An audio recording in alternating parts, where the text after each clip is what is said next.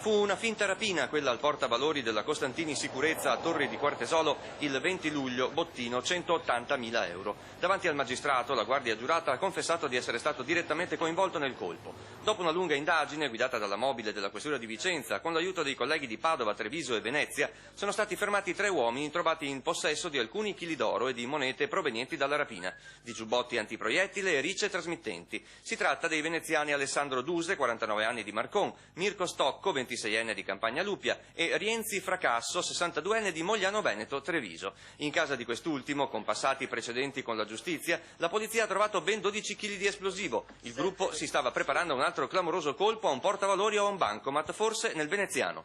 Certo, l'intervento è stato portato a termine probabilmente con un po' di anticipo rispetto alla previsione, proprio perché c'era nell'aria un'ipotesi di rapina.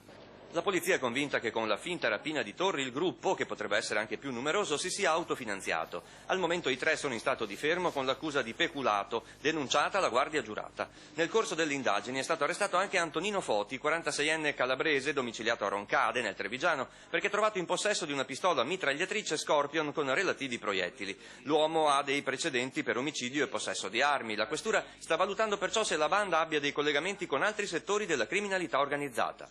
È chiaro che è una scusa in più, è un appiglio in più, un motivo in più per approfondire ulteriormente anche questo lato investigativo della presenza di criminalità calabrese nella nostra provincia.